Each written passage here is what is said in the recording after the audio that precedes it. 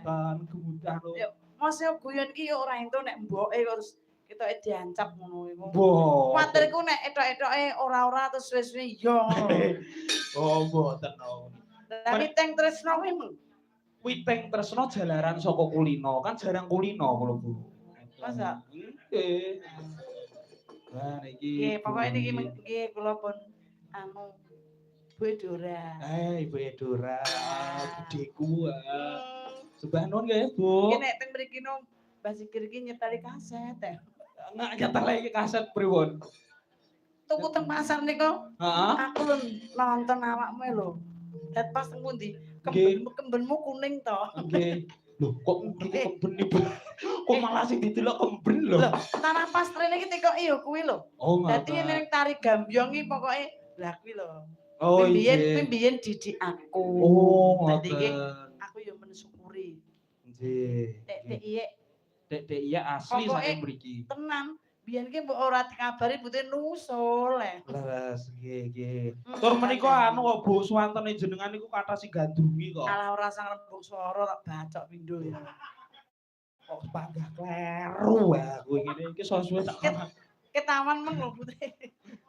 Lho nyuwun sewu lho Bu, sakniki sak tlatah Magetan Ponorogo Ngawi Medion nek sinten to sing mboten tepek Ibu Bu Bintari. Alhamdulillah, wis pokoke mensyukuri. Amin. Syukur nikmat Tuhan nggih Bu nggih. Iya, betul. Sembah nuwun. Nikmat Tuhan ilahi ya Robbi. Nggih. Nuwun Bu. Nggih. Matur nuwun. Sembah nuwun sehat ya Bu ya. Alhamdulillah. Regetek. Getek. Paring asma sinten Ibu panjenengan? Nami kula Win Mas. Piyong cangek napa Mbak Limbuk menika. Menika kalipun saged. Nggih. Bu Win pidalem saking Ploso. Oh, Ploso. Oh, dalemipun Ploso pundi? Ploso Trini. Oh, lah kula kinten nek saking pun kaget. Mboten kaget to. Kula kinten nek saking mriki atau apa ibuku aku ya ngono. Kendikane kula menika mboke panjenengan. Oh, gelan sedaya menika kok anggap ibu kok pokoke. Amin. Nanti bingung. Sehat ya Bu nggih? Alhamdulillah. Amin. Nggih, nuwun Bu. Nggih. Lah iki sapa? Iki sinden kelangenanku, iki sinden ket jaman Nabi Sulaiman. Sapa? Sinden ket jaman Nabi Sulaiman. Kok banjir. Suaramu kok malah kuabut ngono. Jarak piye nek kok kana yo lanang arep. Kok kowe iki yo ngaku lho, terus kowe iki sik tak rungokno nduk. Wong wedok iki kleru. Kok nduk yo Mas. Oh, goblok. Wong lanang kok celunduk yo apa yene ngono. kowe iki lanang lho. Mbok rogo apa piye? Kok malah kon rogoh ku lho. Apa enek dalang kon rogoh nggih. Kowe iki lanang kok bake. Piye to? Wong tau tak uyoyi. Dandra. Sik to kowe lanang kok dandan wedok. Hah? Kowe kok lanang dandan wedok. Kelainan, Mas. Ya kan ya sing ngongkon ya jenengan ngoten lho. Masa. Kowe dandan wedok kok nek ndi takjak ngono. Telak.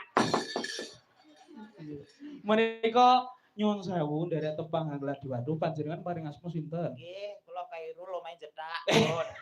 Wis. Wong kene iki wis mutah ngeti aku.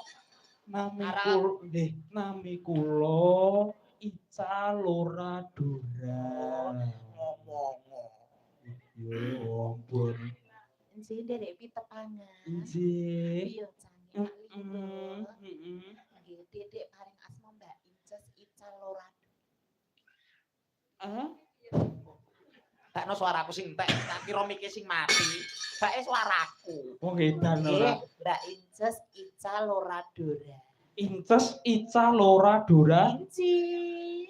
digaris bawahi napa? Garis barai. Napa? Garis bawahi apa? Kowe kok separang apa kak? Gede yo. Heeh, digaris barai ya kuwi tak sebutne kok nyebut neh budhek apa piye jane kowe iki. Bocah tekem ngono kok dadak argae wong mau apa ngrayuk buyatmi saka Pak Alek. Pak Alek iki lho rumangsamu. Piye? Piye? Cintane karo buyatmi iki lho. Kowe kok ngerti? Lu ngerti wong aku tau ngrasakne. Boten kula lho, Pak. Ya Allah keceplosan nek Mas. Wah, ora streaming lho. Ya syukur kowe kok dadi anu lho.